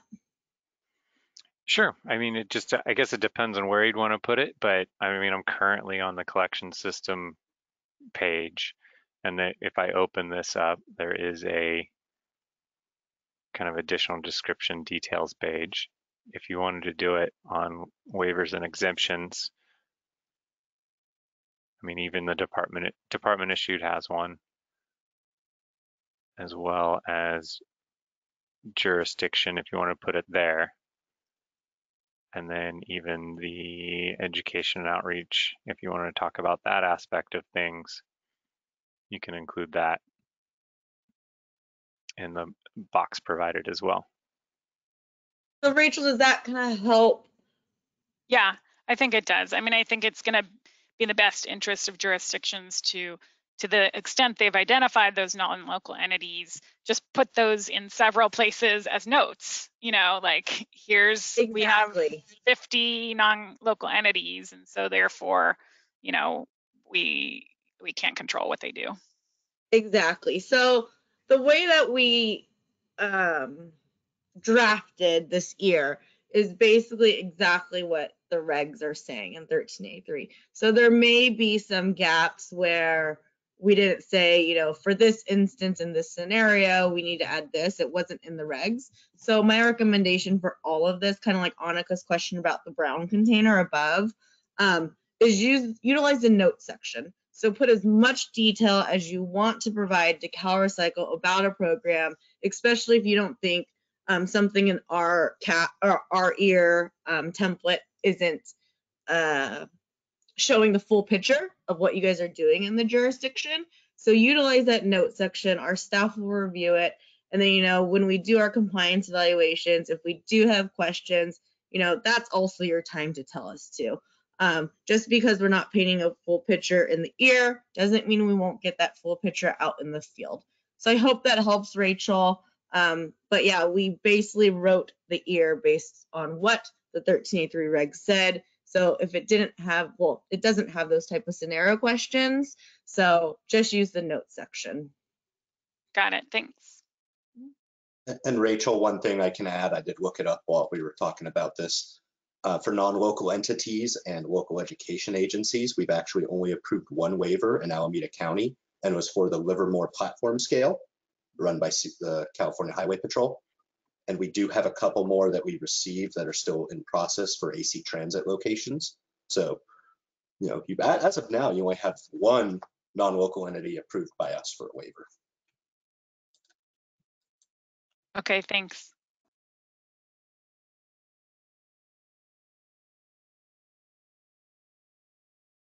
Back to you, Andrew. Thank you. Okay, contamination inspections complaints. Click edit on the page. Let's spend a minute on this grid. So this is contamination monitoring for prohibited container contaminants. You can select route reviews, waste evaluations, or both. You'll notice that these boxes are grayed out. If I select route reviews, it now activates that box to enter the number of route reviews conducted for prohibited container contaminants. So enter number there, and the only other number that's required is the number of notices, violations, or targeted education materials issued to generators if route reviews was the selected contamination monitoring method. If we select waste evaluations, notice it grays out the route review box. Describe your waste evaluation results. We're going to change this text a little bit, emphasizing that kind of unnecessarily. So this is just the number of targeted route reviews based on those waste evaluations. Enter that number there. And then the number of notices, violations, or target education materials issued to generators in this box here. One thing I do want to note that if you select rural exemption or low population waiver, like all the other sections, it does allow you to bypass that without an entry. but the route reviews would still be required in census tracts that have not been waived from the collection requirement. So even though you select this and it lets you bypass it, you're still required to report on those that have not been waived. One additional note for any Article 17 or high performance systems out there, that if I select this, it automatically pre-selects waste evaluations and does not allow an entry on route reviews. And this is because that's a requirement if you go with a high performance collection system, that waste evaluations are required.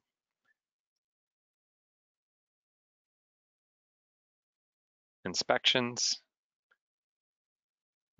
on your Tier 1 or Tier 2 generators, your food recovery organizations and services. And then one I want to note here is we have the number of commercial business inspections if applicable. So this is a required field. It is in regulations that it's required to be reported on, which is why it's a required field. What this is referring to is any inspections or site visits that you may do based on a kind of desk audit or a compliance evaluation on those generators of 2+ cubic yards of solid waste production. You would enter that number here. So if you are not doing those site visits, you just enter 0, but it is in the regulations, which is why it's here to be reported upon. Click Save. Complaints. Number of complaints received, number of complaints investigated, additional description if you want to further describe any of those complaints received or investigated. Click Save. One thing I do want to note, which should be fixed upon release, you'll notice those buttons are a little bit misaligned. This is not an issue on your end. This is an issue on our end. So if you notice anything like that, we would love feedback on that. Click Save. And that page is done. All right, I'm going to do enforcement and monitoring, then I'll pause again one more time for questions, and then the rest of it's pretty fast after this section. Click Edit on the page. So one thing to note, we are going to remove this title of compliance reviews, so it'll just be SLCP, mandatory commercial organics recycling, which will just be labeled as more, and MCR. So we've kind of delineated between the three here. Open the grid, number of commercial businesses, which includes multifamily, included in a compliance review. So this would be the desk audits for any of those commercial businesses that generate 2 cubic yards or more of solid waste per week. Enter those total number of businesses and those not recycling. I do want to note here that the number not recycling does not include those with waivers, because they are compliant if they have a waiver from collection. So this would be the ones, as maybe an example, that we're refusing surface and do not have a waiver. You'd enter those numbers here. So this first grid's for SLCP. Click Save. Next one is mandatory organics commercial recycling. And again, we'll have it's a little bit extra information here, kind of describing the relationship between more and SLCP. Oftentimes these numbers will probably be the same unless you have a waiver and exemption. It's still a required field, so you enter the numbers. If this is captured in the SLCP compliance reviews, it's still required to put an entry of some kind here. You can just put NA if it's covered by SLCP. There's an additional description box if you want to provide even more information. Click Save. And go back here for just a second. You'll notice that we did build in, if you do have the AB 1826 rural exemption, this will only populate if you actually do have this exemption. Check that box. It functions the same as the SLCP waivers and exemptions. Right? Bypasses the requirement to answer these questions. MCR. This is for those generators generating 4+ cubic yards of solid waste. Number required, number not. Describe that program.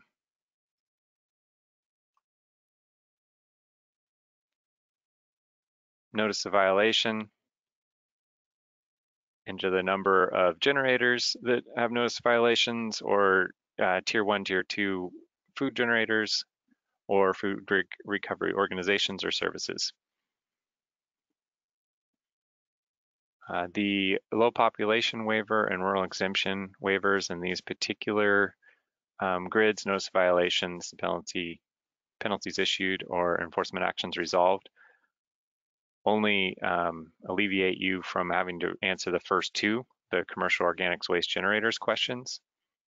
You're still required to answer the edible food questions, even with those waivers. So you'll see, just as an example, if I try to leave some of those blank, even though I have low population selected, it gives me an error that an entry is required on those. It only allows those first two. The penalty orders is the same if you had to take kind of increasing action on those generators or those entities, as well as enforcement actions resolved. But the grids look the same. These are going to shuffle around a little bit with the residential organic waste generators kind of moving towards the bottom of the list, but the way this grid functions will be the same.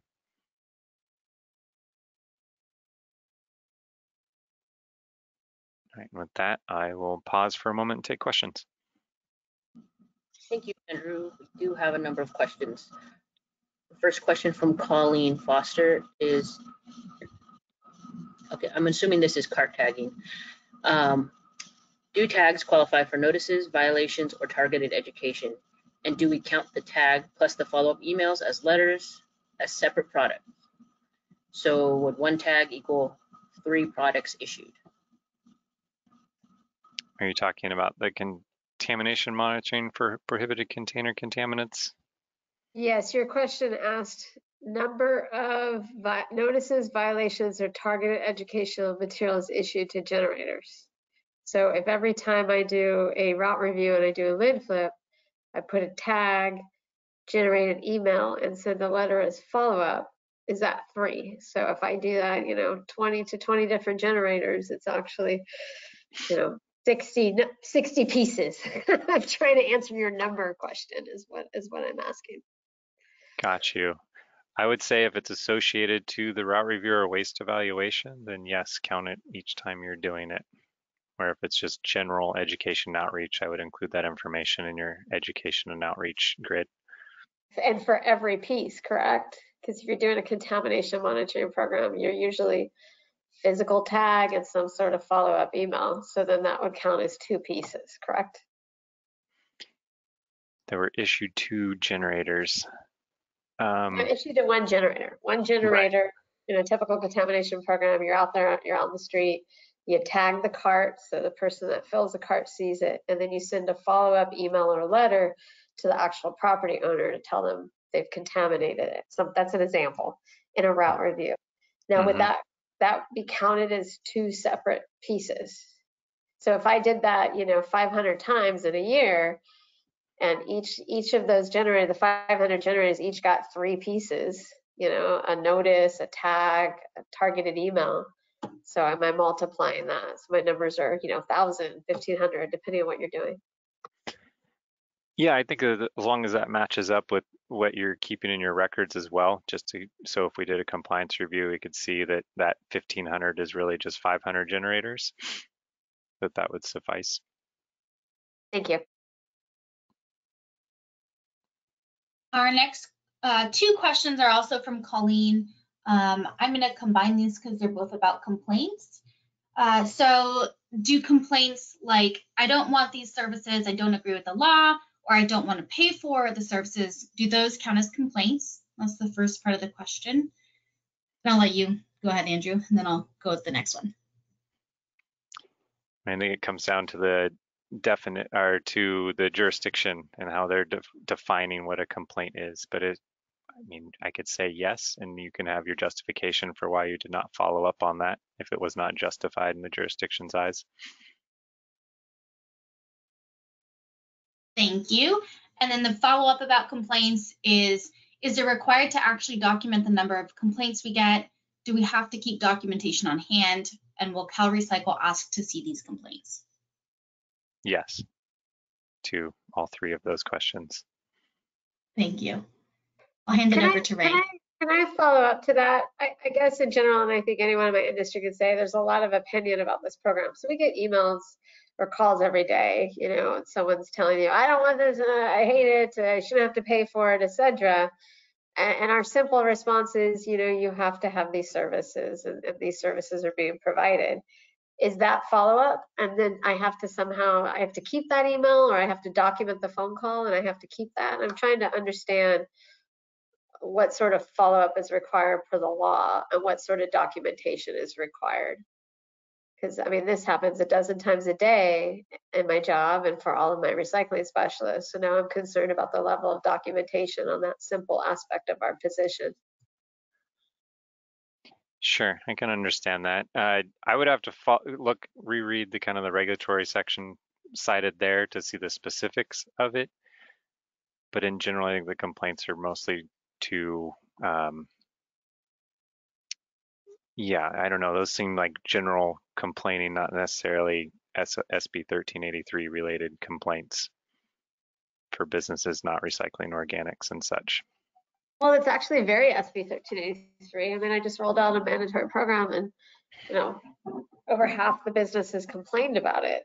So, but it's not like a formal complaint. I mean, it's just they don't want to do the services or they don't want to pay for it. So and I'll go back into that section, but it'd be helpful if CalRecycle can explain, though, if they do review a jurisdiction, what sort of level of documentation are they looking for and what really defines as a complaint? Sure. Ashley, do you have anything you want to add on to this question?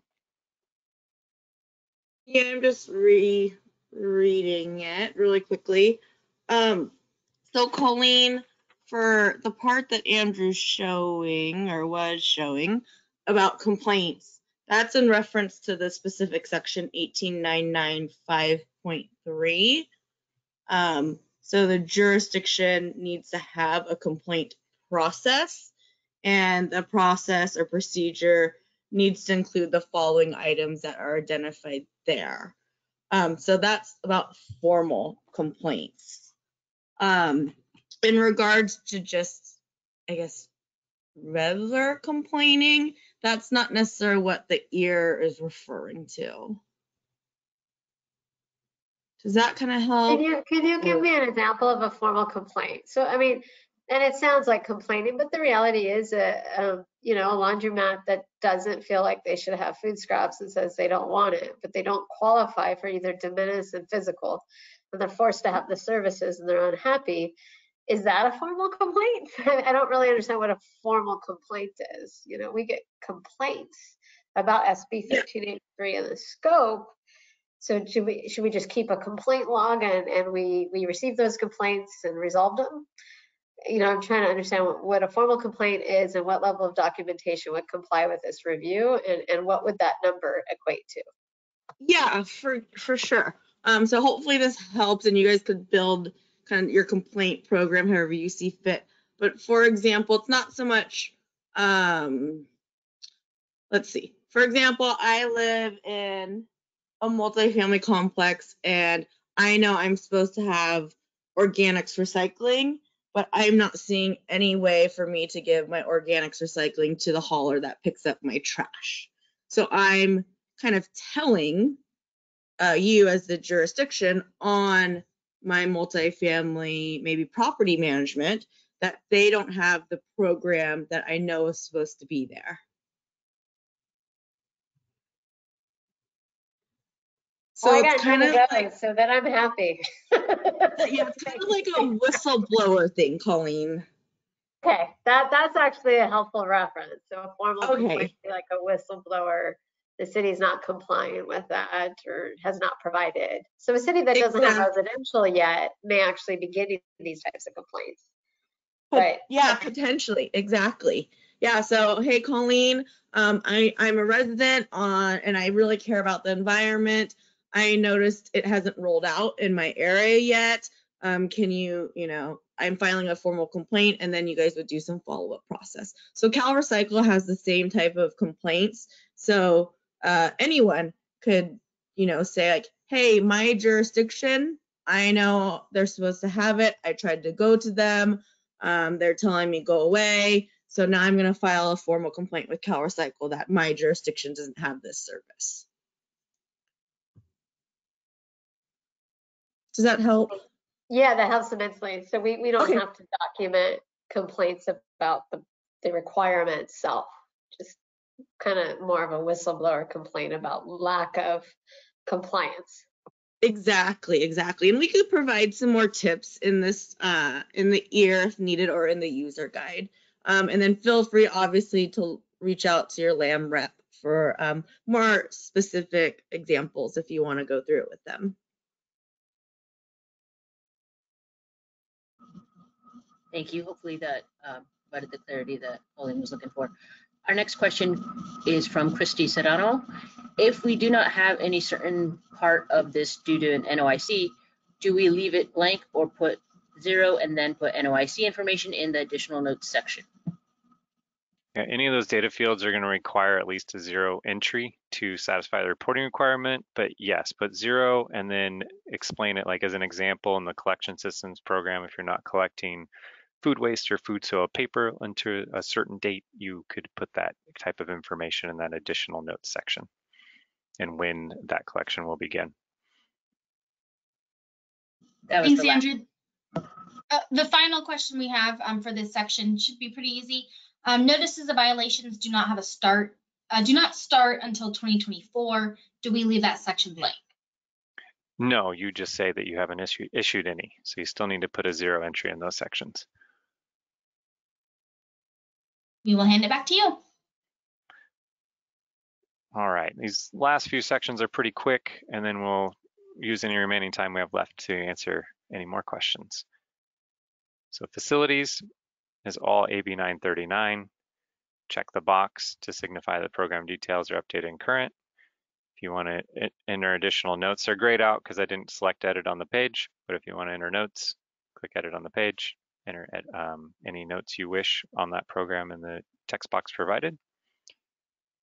And then, oh, it's not scrolling for me, sorry about that, and then click save. All right, AB 876, this section's going to change a little bit, not in function, but mostly wording. So we're going to call this particular section infrastructure and barriers. It's going to address both AB 876 and AB 1826. If you remember in the program details of program code 3035, there was a whole bunch of kind of capacity planning questions you had to answer on an annual basis. So we've removed those since the SB 1383 capacity planning captures a lot more detail. However, it is still required of us to ask this question on an annual basis if you have any updates to that county capacity planning. So this will address both the AB 876 and AB 1826. And it's just going to ask pretty much what it says here, slight word changes.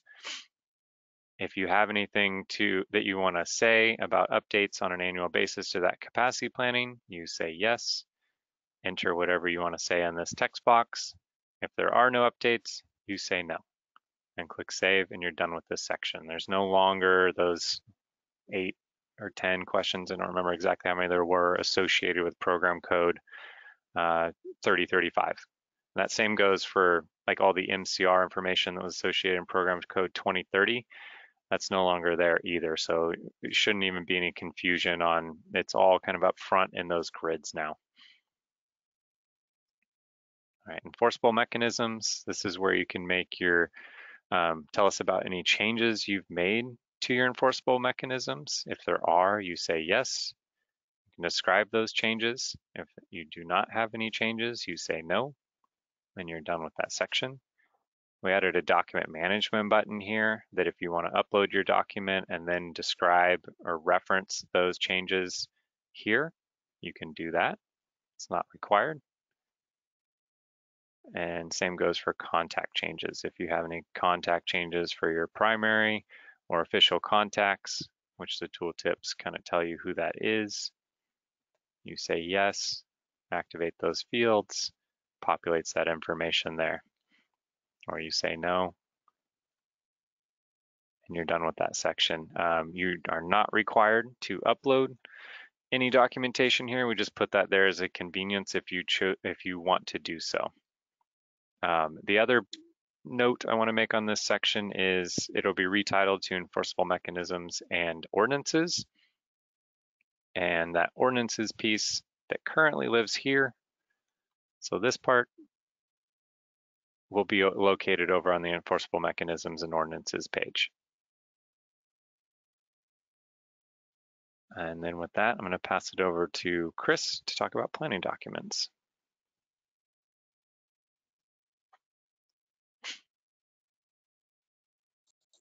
Take it away, Chris.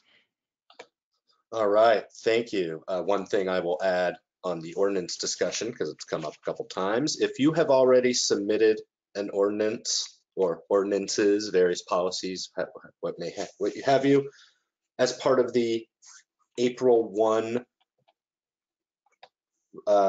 initial jurisdiction compliance report, or as part of a follow-up for grant information. So I was making sure my screen was sharing. If you've already submitted those, or a follow-up or a revised one, we have a copy of it. So please don't feel the need to upload any others or send us any more unless there were really significant changes. We've already processed about 1,000 documents through those reports, and we still have some to go. But rest assured, if you've sent it to either our staff or the SLCP inbox, we have those, and we will have copies available in the database. So next up, planning documents. So this planning document section is a combination of the previous planning document section, as well as a few other items that were in the old version of the annual report. We have the rural petition. If you had a rural petition for a reduced AB 939 disposal target, you would indicate that here. There's only about 6 or 7 of you, and hopefully you know who you are at this point. For newly incorporated cities, if you had any new cities incorporate in a county, please fill that out. Also, I will add that these 2 sections are specific to counties and regional agencies. This next section for planning documents, this one is available for all reporter or all city and county and regional agency reporters. For the source reduction and recycling element, please don't say yes to the revision, because as part of this annual report and any changes to the diversion program notes, you are updating your SHRI for the year, whereas a full revision requires a whole different universe of requirements and public approvals, and revised SHRI documents are 300 to 500 pages. So it's not necessarily something you need to revise. Same thing with the household hazardous waste element. And for the non-disposal facility element, if you have any new facilities being planned or that you intend to use, you can send us an update for your NDFE. The process is outlined on this web page available at this link here. Basically you send us an updated page, we will let you know we received it, and we will add it to the jurisdictions files. This last bit on the summary plan assessment is specifically related to overall county and city planning from a long time ago. There's really no reason to need to revise this. If you have a question, please contact your land rep, but generally these do not need to be revised. I don't think we've had one revised in quite some time. Areas of concern and conditional approvals, these are related specifically to the original planning documents submitted in the 80s or 80s, 90s, maybe 10, 15, 20 years ago. Most likely you don't have any of these concerns or conditional approvals, but if you did, feel free to note it here. If you're unsure, you can always look at a previous annual report summary to see what was said there. The siting element assessment is a different kind of capacity planning. You need to have at least 15 years of disposal capacity, because even if you recycle everything, some things are still going to get disposed.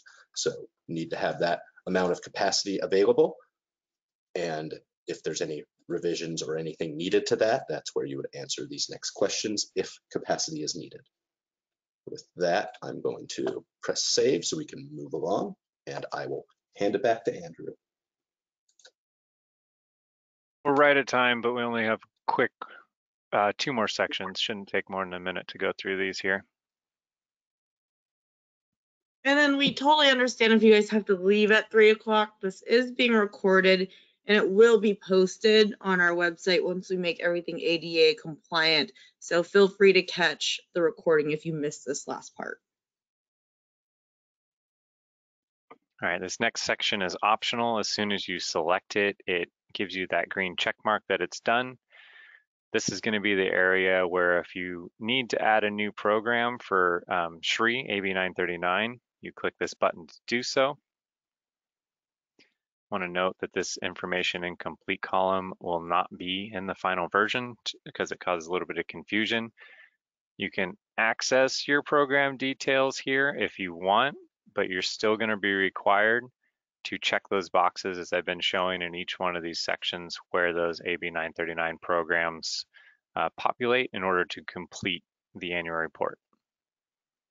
We have an additional information box if there's anything else you'd like to say.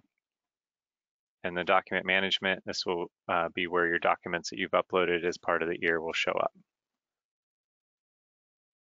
The last section, once you've completed your report, you have an option to view your PDF summary as you always have. It's not in this version quite yet, but it will be. As soon as you have all those green check marks, you click on submit your annual report and you should get an email saying that you've submitted your annual report. And with that, that is the new year restructuring. I don't know if we have any last minute questions we can wrap up real fast. We don't have any questions right now. All right, well, fantastic. I do want to just take a quick moment to say tomorrow we'll be sending out an SLCP listserv message. Advertising a few more webinars. They're going to be open question and answer webinars. One's going to be on June 28th. One will be on July 7th, where we're just going to make ourselves available after the year releases, which is scheduled for next week.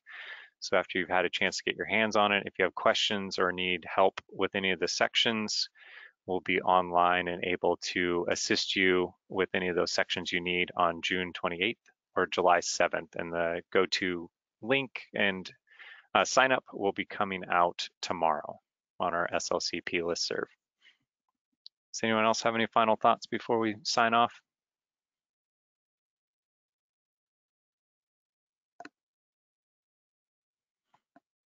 All right, well, with that, thank you very much for attending. Please reach out to slcp.organics@calrecycle.ca.gov if you have any additional questions. Thank you so much. Have a good day.